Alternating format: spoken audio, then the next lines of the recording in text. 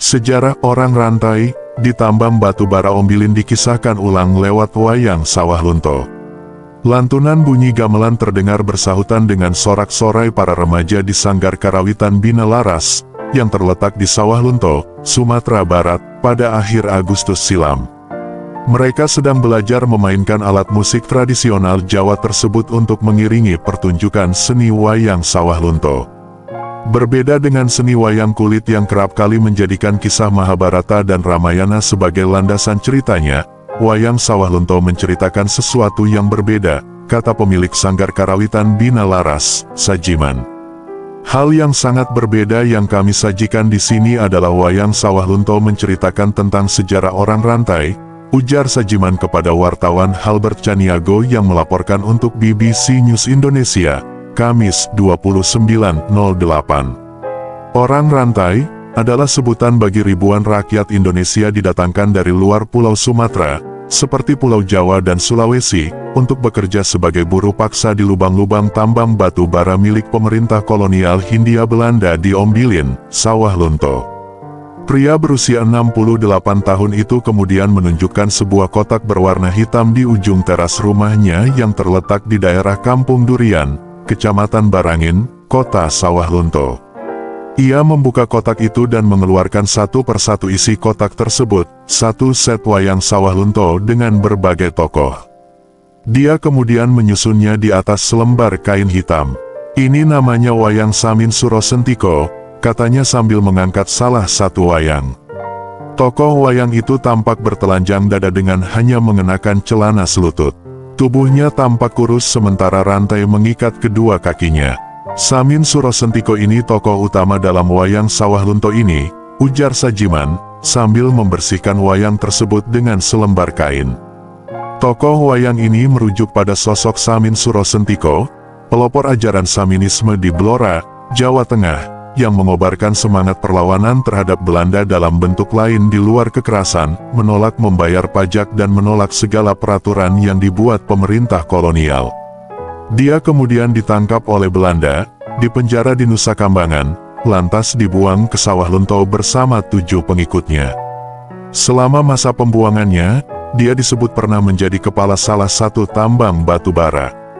Kalau ini orang Belanda, ujar Sajiman kemudian, seraya memperkenalkan tokoh wayang lainnya. Tokoh wayang satu ini mengenakan setelan jas berwarna merah dan celana berwarna biru. Kulitnya berwarna putih sementara rambut dan jenggotnya berwarna pirang. Selain itu, terdapat tokoh-tokoh wayang lainnya dengan ragam etnis dan latar belakang sosial yang berbeda.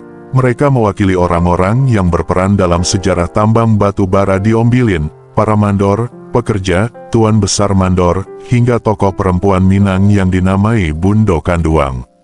Wayang Sawah Lunto lahir dari sejarah kelam orang rantai di tambang batu bara Ombilin, sekaligus percampuran budaya antara Jawa dan Minangkabau.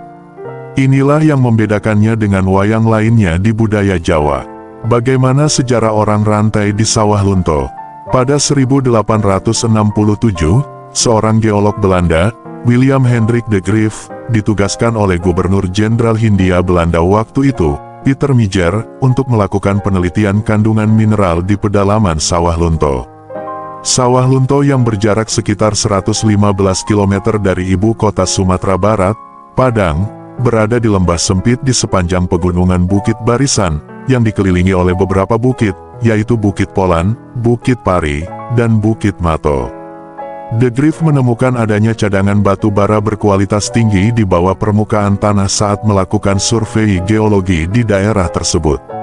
Ia kemudian melaporkan temuannya kepada pemerintah kolonial Belanda, yang kemudian mengirimkan tim ekspedisi untuk melakukan investigasi lebih lanjut. Rogier D.M. Verbeek, seorang Belanda yang banyak berperan penting dalam penyelidikan batu bara Ombilin, dalam laporannya memperkirakan secara kasar persediaan batu bara yang terdapat di berbagai tempat di Sawah Lunto yang memiliki kandungan batu bara lebih kurang 200 juta ton. Pemerintah kolonial Belanda mulai mengembangkan tambang batu bara di Sawah Lunto dengan membangun infrastruktur pendukung, seperti rel kereta api, jalan raya, jembatan, terowongan, kantor, rumah sakit, sekolah, gereja, masjid, dan permukiman pekerja. Tambang batu bara di Sawah Lunto itu dibuka tahun 1891 dan dibuka dengan menggunakan alat-alat manual seperti cangkul dan linggis, ujar ahli sejarah dari Universitas Andalas, Zayardam Zubir. Namun, tenaga kerja murah sulit diperoleh dengan merekrut penduduk lokal. Selain karena pola kerja kontrak yang tidak lazim, status penambang juga dipandang rendah oleh penduduk setempat.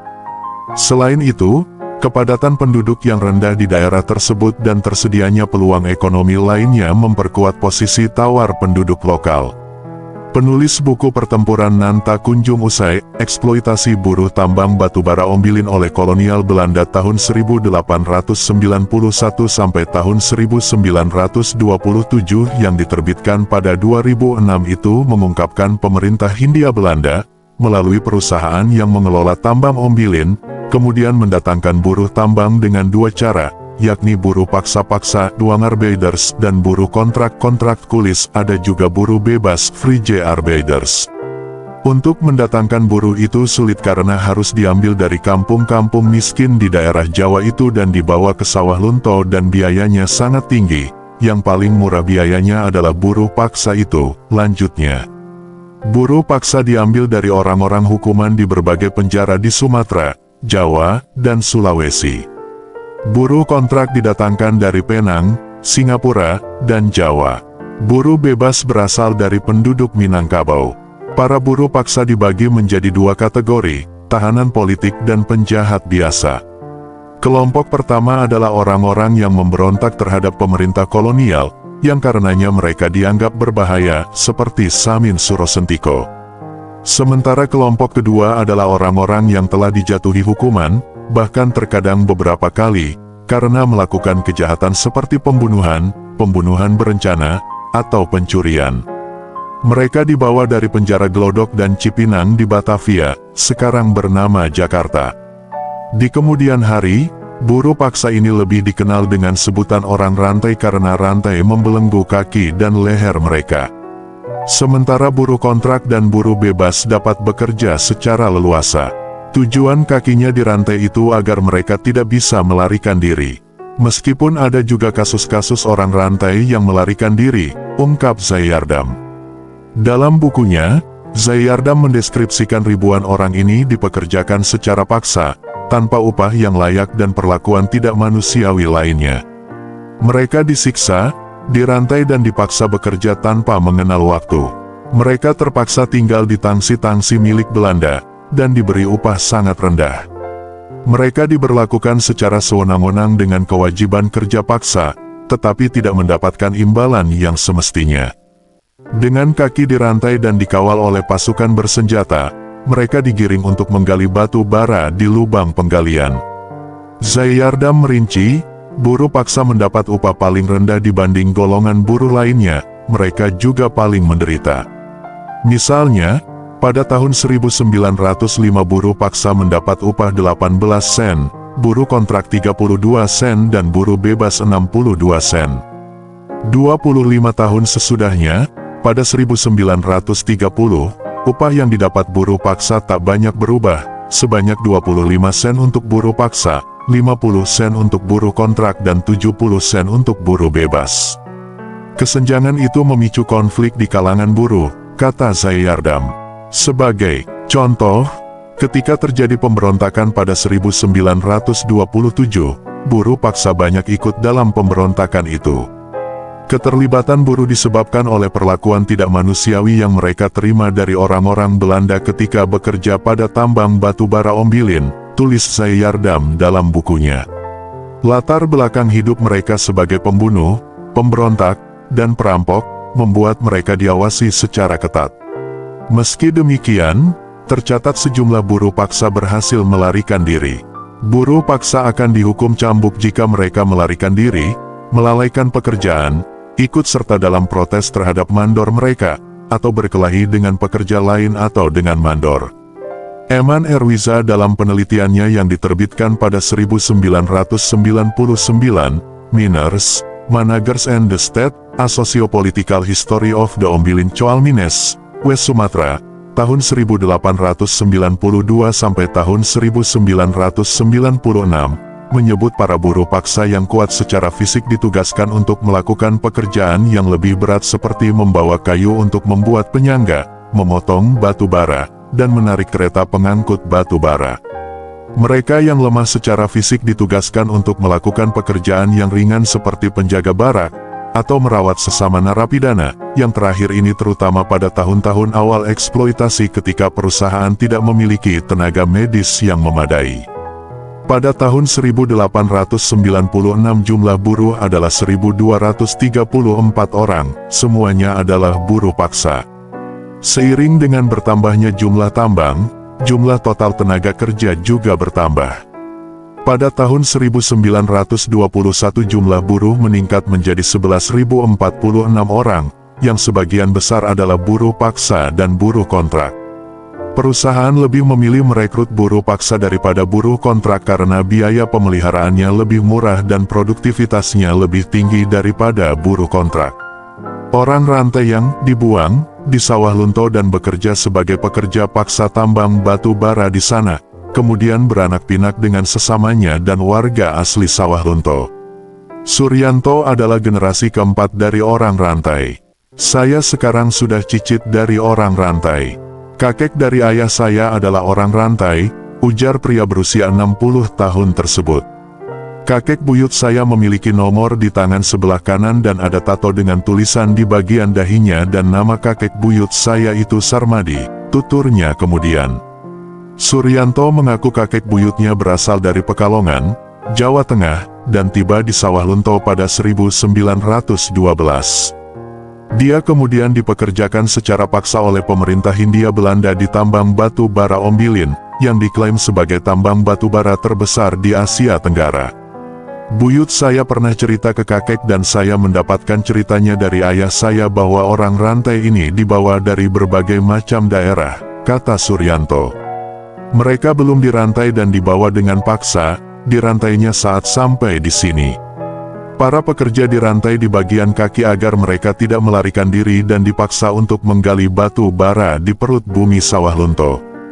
Bahkan, ketika sedang tak menambang, tangan mereka juga dirantai, kata Suryanto. Pria yang berprofesi sebagai penjual minuman di kawasan Lubang Mbah Suro, salah satu tambang di Ombilin yang namanya merujuk pada nama Samin Suro Sentiko, mengungkapkan, kendati pemerintahan Hindia Belanda meninggalkan kepahitan dan penindasan, keberadaan tambang batu bara dan orang rantai di sawah Lunto melahirkan kota sawah Lunto dengan berbagai macam etnis seperti saat ini. Walaupun itu perbuatan penjajah, dengan adanya pendatangan orang-orang itu dan seluruh budaya bersatu di sini, katanya. Penulis buku Pertempuran Nan Tak Kunjung Usai, eksploitasi buruh tambang batubara Ombilin oleh kolonial Belanda tahun 1891 sampai tahun 1927, Zayardam Zubir, menjelaskan bahwa kota sawah Lunto sebagai pusat permukiman buruh memperlihatkan pola kehidupan yang sesuai dengan negeri asal mereka di Jawa. Bahkan nama perkampungan penduduk disesuaikan dengan nuansa Jawa, seperti Sukosari, Sidomulyo, dan Cebongan. Di kampung itu pada umumnya buruh masih memiliki hubungan keluarga. Berdasarkan suku bangsa, pekerja di tambang Ombilin terdiri dari suku Jawa, Sunda, Bugis, Madura, Makassar, Tionghoa, dan Minangkabau, yang masing-masing membawa budayanya sendiri. Asimilasi budaya di tambang batubara Ombilin menciptakan apa yang disebut sebagai bahasa Tangsi, merujuk pada tempat tinggal mereka.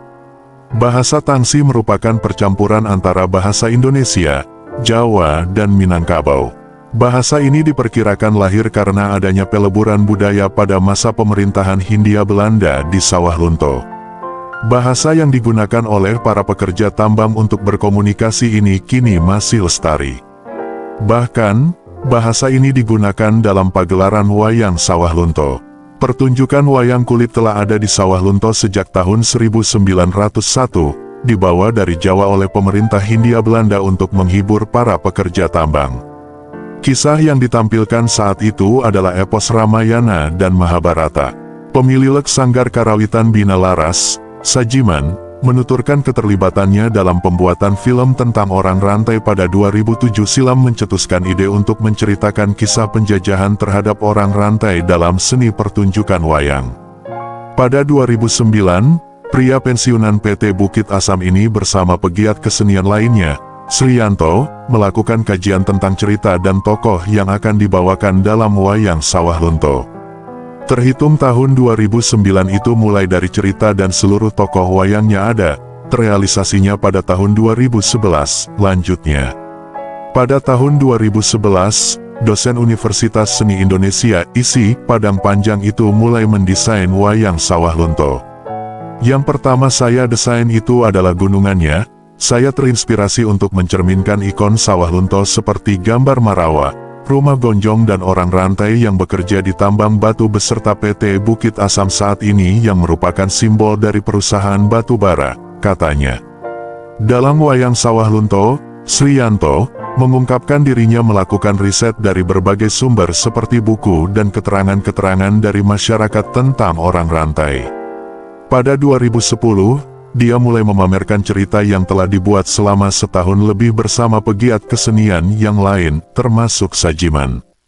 Kebetulan ada pendokumentasian dari wayang Indonesia dan kami diminta untuk menampilkan cerita orang rantai, tetapi masih menggunakan wayang Purwo dan saya memilih tokoh wayang yang cocok dengan ketokohan dalam cerita wayang orang rantai ini, katanya.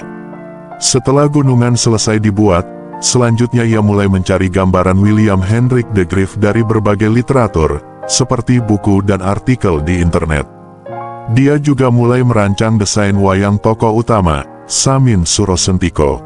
Untuk Samin Surosentiko saya gambarkan bukan dalam bentuk realis, tetapi dengan berbagai makna di dalamnya seperti kulitnya yang saya buat agak sedikit putih dan tidak seperti pekerja tambang, katanya. Sriyanto mengaku dirinya sempat mendapat kritikan atas pemilihan warna kulit tokoh wayangnya. Namun, menurutnya, warna kulit tokoh Samin Surosentiko dalam wayang Sawah Lunto untuk memaknai kebaikan sang legenda yang namanya diabadikan sebagai nama salah satu lubang tambang yang saat ini menjadi ikon wisata kota Sawah Lunto. Kemudian saya baru membuat tokoh-tokoh lainnya seperti teman-teman Samin Surosentiko, katanya. Salah satu lakon dalam wayang Sawah Lunto mengisahkan perjalanan hidup Samin Surosentiko, keturunan bangsawan Jawa yang memutuskan untuk meninggalkan kehidupan aristokrat demi melawan pemerintah Belanda. Beliau suka berkumpul dengan warga biasa dan juga suka mengembara, ujar Suryanto. Samin mengobarkan semangat perlawanan terhadap pemerintah Hindia Belanda dalam bentuk lain di luar kekerasan. Kelompok masyarakat yang berusaha menjalankan kehidupan sehari-hari. Sesuai ajaran Samin kemudian disebut sebagai sedulur sikap. Pada masa Hindia Belanda, Samin Surosentiko ini menanamkan kejujuran dan kebaikan dan ketika itu memang beliau yang memberikan informasi kepada masyarakat dan menyuarakan untuk tidak memberikan upeti kepada Belanda dan itu diketahui oleh Belanda. Dia ditangkap serta beberapa pengikutnya dan dibawa sebagai tahanan atau tawanan Belanda, lanjutnya. Karena hal tersebut, Samin Surosentiko dibawa ke Sawah Lunto untuk dijadikan sebagai buruh paksa atau orang rantai. Sebagai pelopor dari wayang Sawah Lunto, Sajiman mengungkapkan bahwa cerita tentang Samin Surosentiko tidak hanya sampai saat dirinya menjadi pekerja paksa saja, tapi juga saat dia menjadi mandor. Dikatakan oleh Sriyanto, Samin Surosentiko kerap membantu para tahanan lainnya untuk melarikan diri dari tambang ombilin. Mitos yang beredar, katanya, Samin memiliki ilmu yang tinggi. Dia tahu kalau orang Belanda takut dengan harimau dan dia mengubah dirinya menjadi harimau. Saat orang Belanda melarikan diri, Samin Surosentiko menyuruh para pekerja lainnya untuk melarikan diri, ujarnya. Terima kasih yang sudah menonton, jangan lupa like, komen dan subscribe. Sampai jumpa di video